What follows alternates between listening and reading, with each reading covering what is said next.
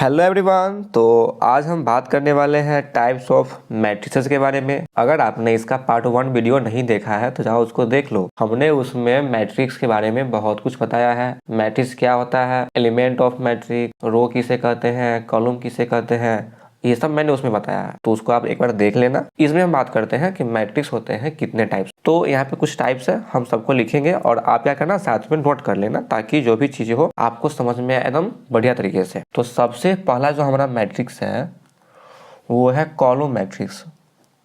और column word से आपको समझ में आ रहा होगा कुछ कुछ चीजें। हमने आपको बताया था कि किसको कहते हैं कॉलम।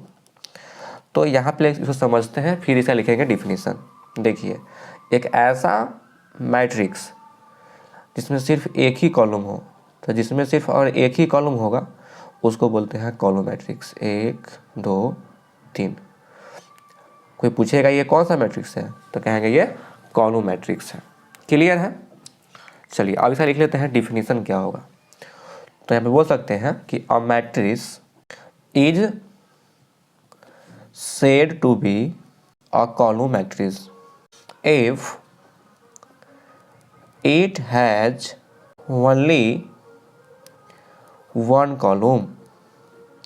यानी कि सिंपल सी बात यह है कि एक ऐसा मैट्रिक्स जिसमें सिर्फ एक ही कॉलम हो, भले रो कितना रहे उससे कोई दिक्कत नहीं है, लेकिन कॉलम सिर्फ एक ही रहना चाहिए, उसको बोलेंगे कॉलम मैट्रिक्स। अगर इसको मैथमेटिकल लैंग्वेज में लिखा जाए तो लिखेंगे कि एक मैट्रिक्स है जिसमें कुछ एलिमेंट है और उसमें यहाँ पे m/1 लिखा हुआ है। तो m का मतलब हो गया कि ये तो होता है रो, आपको पता है कि ये क्या होता है, रो होता है। और यहाँ पे ये क्या है, कॉलम। तो जिसमें एक कॉलम मतलब क्या हो गया, कॉलम मैट्रिक्स। क्लियर है ना? तो ये आपका क्या हो जाएगा, कॉलम मैट्रिक्स। अब इसी में नेक्स्ट में बात कर लेते हैं, एक और होता है जिसको हम लोग बोलते हैं रो मैट्रिक्स। तो आपको समझ में बिल्कुल आ गया होगा कि किसको बोलते हैं रो मैट्रिक्स। तो इसको पहले समझ लेते हैं। देखिए, एक ऐसा मैट्रिक्स जिसमें सिर्फ एक ही क्या हो, रो हो, 1 2 3, तो आपका हो जाएगा रो मैट्रिक्स। एक रो तो रो मैट्रिक्स, एक कॉलम तो कॉलम मैट्रिक्स। इसका लिख लेते हैं definition.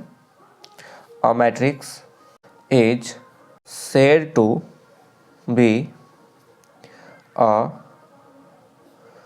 row matrix if it has only one row। जिसमें एक रो होगा उसको बोलते हैं रो मैट्रिक्स। अगर इसको मैथमेटिकल अगर फॉर्मूला में देखा जाए तो यहाँ पे इसमें लिखेंगे कि एक मैट्रिक्स हो गया जिसमें कुछ एलिमेंट है और उसमें रो हो जाएगा एक ही और कॉलम हो जाएगा बहुत सारे। तो आपको पता है कि रो को दिखाते हैं हम लोग m से, कॉलम को दिखाते हैं n से। देखा, तो यहाँ पे ये चीज़ हो गया। तो आपको ये दोनों, ये वाला और ये वाला और ये वाला समझ में बिल्कुल आ गया होगा। अब नेक्स्ट जो हमारा मतलब मैट्रिक्स है वो है स्क्वायर मैट्रिक्स। ये बहुत ही शानदार है, इस पर क्वेश्चन जो है ना बहुत आता है। स्क्वायर मैट्रिक्स से समझ में आपको आ रहा होगा कि किसको कहते हैं। आइए यहाँ पे इसको जान लेते हैं। देखिए, अगर मेरे पास एक मैट्रिक्स है, ओके, मान लेते हैं कि हमारे पास एक मैट्रिक्स क्या है, ए है। तो इसमें जितने नंबर ऑफ रो होते हैं ना, ऐसे में मेरे पास अगर 1 2 कॉलम हो गया, ठीक है ना, इसका मतलब इसमें अगर 2 कॉलम है तो इसमें 2 रो भी होना चाहिए, यानी कि 3 और 4 लिख दिए, तो ये क्या हो गया, कॉलम मैट्रिक्स।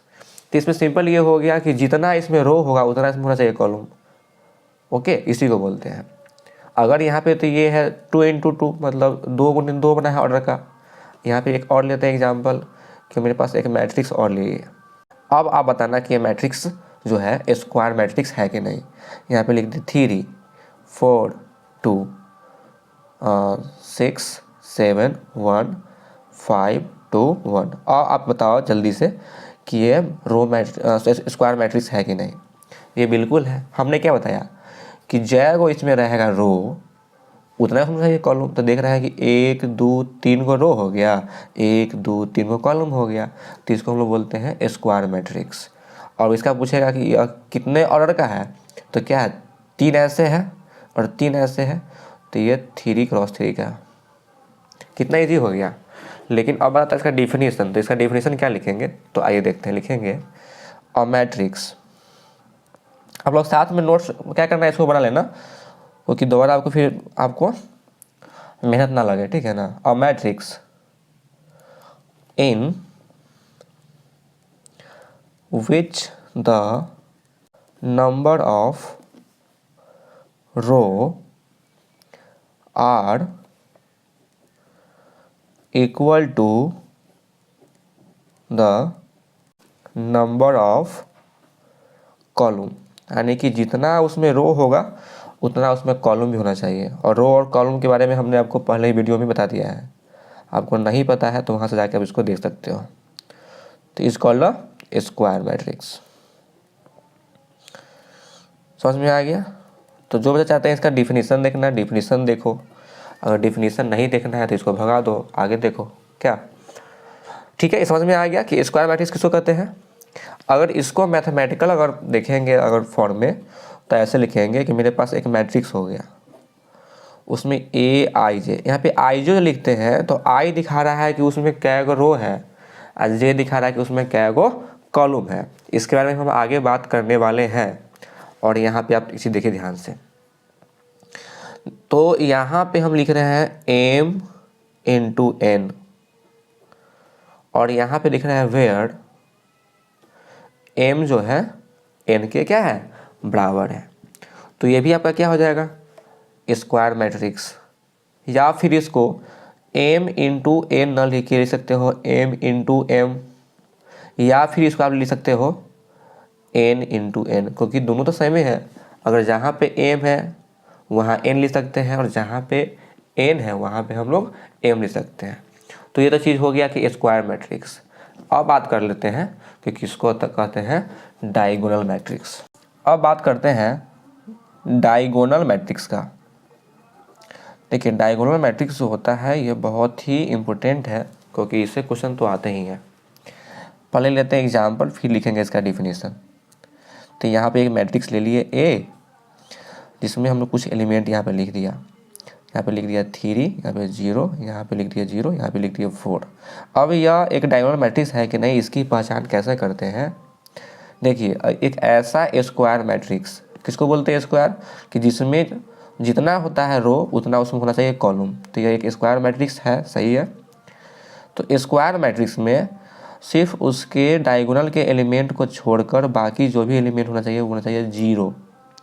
अगर यहाँ पे हम अगर एक और लेते हैं एग्जाम्पल, वो देखिए ध्यान से।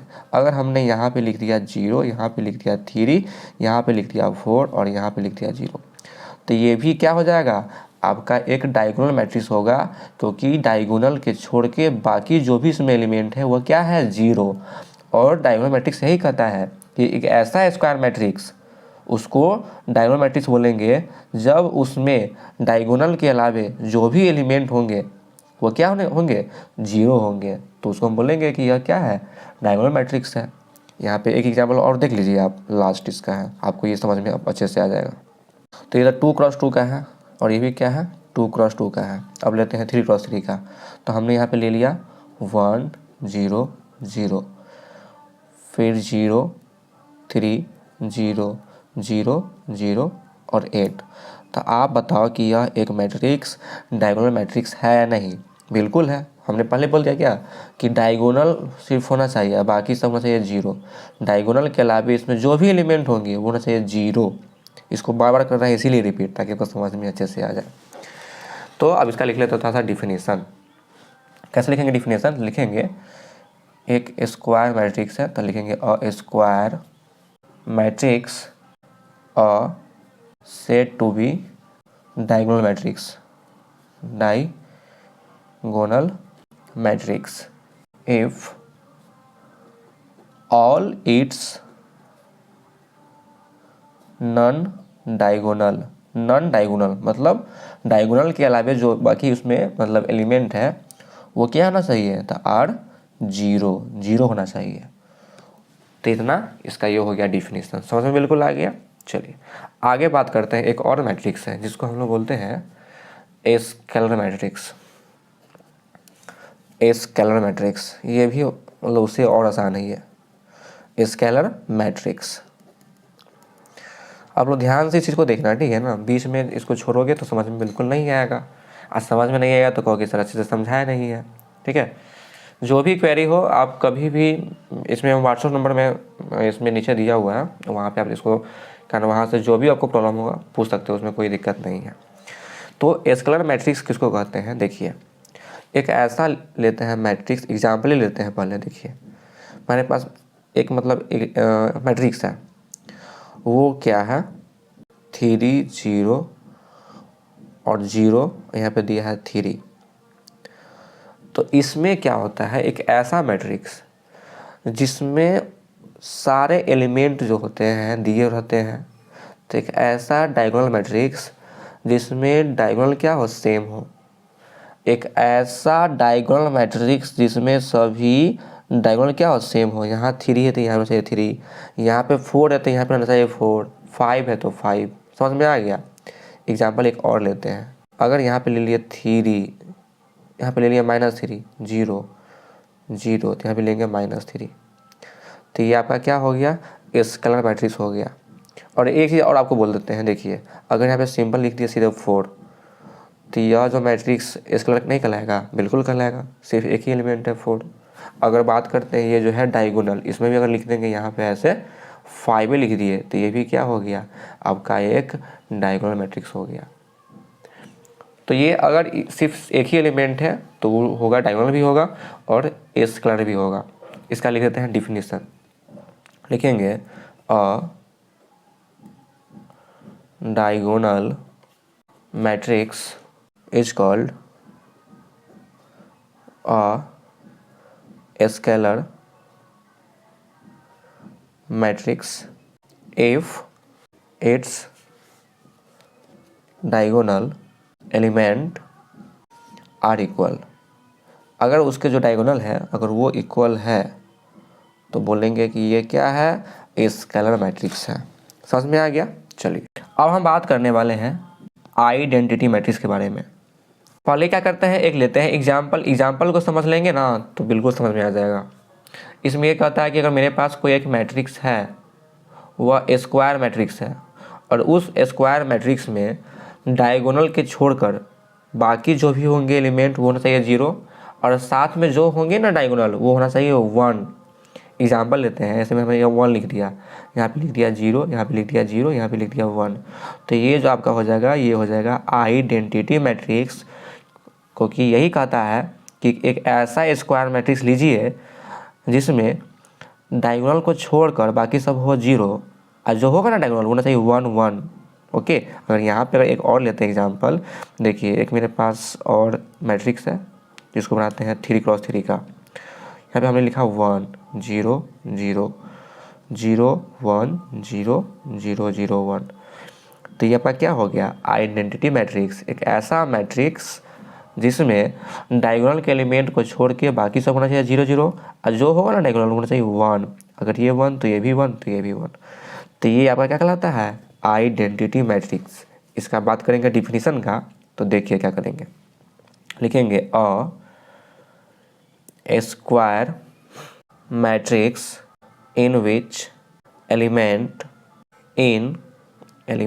In the diagonal all 1 and rest all 0 is called an identity matrix। Clear है। एक ऐसा स्क्वायर मैट्रिक्स जितने सारे एलिमेंट होंगे सिर्फ डायगोनल को छोड़कर वो सब होना चाहिए 0, और साथ में इसका जो होगा डायगोनल वो होगा 1 1। ओके, यानी सब होना चाहिए 1। समझ में आ गया। अब हम बात करते हैं आगे, जो हमारा एलिमेंट है वो है आपका 0 मैट्रिक्स। 0 मैट्रिक्स। ये किसको बोलते हैं? तो यहाँ पे वर्ड से लग रहा है जीरो मैट्रिक्स। एक ऐसा मैट्रिक्स, एग्जाम्पल ही ले लेते हैं इसमें, जब सब में लिए हैं तो इसमें भी ले लेते हैं। एक ऐसा मैट्रिक्स जिसमें सभी एलिमेंट क्या हो? जीरो हो। सभी एलिमेंट क्या हो? जीरो हो। ओके, ये भी ले सकते हो। यहाँ पे ये बना है 2x2 का, यहाँ बनाते हैं 3x3 का, यानी कि 0 0 0 0 0 0 0 0 0। ये क्या हो गया आपका? Zero matrix. तो समझ में आ गया। इसका अगर बात करेंगे डिफिनीशन का, तो यहाँ पे हो जाएगा a matrix is said to be zero matrix और नल मैट्रिक्स। अब कहीं पे देखोगे जीरो मैट्रिक्स को लिखा रहेगा नल मैट्रिक्स, तो समझना कि ये जीरो मैट्रिक्स ही है। Null matrix if all its element are zero, यानी कि उसमें जो भी एलिमेंट है वो क्या होना चाहिए था? जीरो होगा, तो जीरो मैट्रिक्स होगा। तो आपने अभी तक टाइप्स ऑफ मैट्रिक्स पढ़ लिया है। अब बारी है पढ़ने की इक्वलिटी ऑफ मैट्रिक्स। अगर ये आप पढ़ लोगे तो एनसीईआरटी का जो मैट्रिक्स का चैप्टर है उसमें लेसन 3.1 है, वो आपका एकदम बढ़िया से बन जाएगा। तो यह इक्वलिटी ऑफ मैट्रिक्स किसको कहते हैं पहले वो समझेंगे, बाद में लिखेंगे इसका डिफिनीशन। अगर मेरे पास दो गो मैट्रिक्स है, एक ये ले लिया मैट्रिक्स कि ए हो गया, और एक मैट्रिक्स ले लिए ये है बी है। अब इसमें क्या है कि इसका भी जो ऑर्डर है, इसका भी जो ऑर्डर दोनों सेम है। हम लिखते हैं कि ये 2x2 का है, ये भी 2x2 का है। अगर यहाँ पे 2 है तो इसका मतलब यहाँ भी 2 होगा, तभी यह इक्वलिटी ऑफ मैट्रिक्स कहलाएगा। ये 3 तो ये भी 3, ये -5 तो ये भी -5, ये 6 तो ये भी 6। मतलब कहने का मतलब ये हो गया कि अगर आपके पास दो मैट्रिक्स है, उसका ऑर्डर भी सेम है और साथ में उसमें का एलिमेंट और सेम है, तो उसी को बोलते हैं इक्वलिटी ऑफ मैट्रिक्स। तो क्लियर हो गया? क्या कहेंगे कि टू मैट्रिक्स है जिसमें एक ए है एक बी है, और उसमें जो उसका जो ऑर्डर है वो होना चाहिए सेम, और साथ में नंबर ऑफ एलिमेंट जो है वो होना चाहिए इक्वल। तो इसी को बोलते हैं इक्वलिटी ऑफ मैट्रिक्स। हम इसको बार बार समझा रहे हैं इसीलिए ताकि ये बहुत इम्पोर्टेंट है। अब इसका क्या करते हैं, यहाँ पे लिख लेते हैं डिफिनीशन। टू मैट्रिसेज ए, जिसमें क्या है ए आई जे एलिमेंट है, और एक और मेरे पास मैट्रिक्स है बी जिसमें बी आई जे एलिमेंट है। आई जे का मतलब आप जानते हो, आई हो गया रो को दिखाता है, जे दिखाता है कॉलम को। तो are said to be equal if एक मैट्रिक्स ए है और बी है, यह कब इक्वल होंगे? एक नंबर, पहला नंबर बात यह है कि they are of the same order, यानी कि इसका जो ऑर्डर है मुझे ये सेम। और दूसरा ये होना चाहिए कि ईच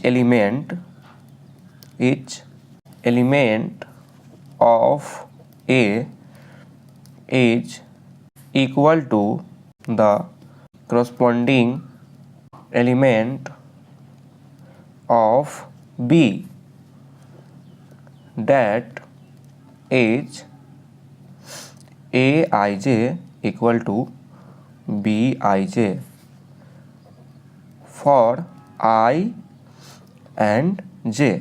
यहाँ पे हमने ये लिखा है कि प्रत्येक एलिमेंट में जो है ए का जो भी एलिमेंट है वह बी के एलिमेंट से मिलना चाहिए। वही बात जो मैंने बताया था कि अगर यहाँ 2 है तो यहाँ भी होना चाहिए 2। तो आपको तो ये चीज़ समझ में आ गया होगा। अब ये लास्ट है तो इस पे एक क्वेश्चन तो बनता है। तो एक क्वेश्चन कैसा आएगा देखिए, वो मानिए एक क्वेश्चन करते हैं, आपको कहेगा कि मेरे पास दो क्या है मैट्रिक्स है। एक मैट्रिक्स दिया हुआ है यहाँ पे कि ये है ए, इसमें बी, इसमें सी दिया हुआ है, इसमें दिया है डी। और एक मैट्रिक्स दिया हुआ है वाई जिसमें दिया हुआ है 3 -4 6 और 2 दिया हुआ है। अब कह रहा है यहाँ पे कि x और y जो क्या है तो इक्वलिटी ऑफ मैट्रिक्स है। इसका मतलब है कि x जो है y के बराबर है, तो पूछेगा कि बताओ कि फाइंड द वैल्यू ऑफ ए कितना होगा, बी कितना होगा, सी कितना होगा, डी कितना होगा। तो हम जानते हैं क्या कि ये जो एलिमेंट होगा इसके बराबर हो जाएगा, ये जो होगा इस -4 के बराबर, सी हो जाएगा 6 के बराबर, डी हो जाएगा 2 के बराबर। तो यहाँ पे लिख देंगे, यहाँ पे लिखेंगे सोल्यूशन, ठीक है। यहाँ पे लिखेंगे कि x क्या है, y के बराबर है। सो a इक्वल टू क्या हो जाएगा 3, b इक्वल टू क्या हो जाएगा तो -4, c इक्वल टू क्या हो जाएगा तो 6 और d इक्वल टू क्या हो जाएगा तो 2। तो इस वीडियो में बस इतना ही, फिर हम लोग आगे मिलेंगे। अब इसके बाद आप बनाओगे 3.1 तो कहीं से कोई दिक्कत नहीं होगा। वैसे हम अगली जो वीडियो है 3.1 का सारा क्वेश्चन लेके आ रहे हैं। तब तक के लिए आप इसको अच्छे से प्रैक्टिस करो। जय हिंद, जय भारत।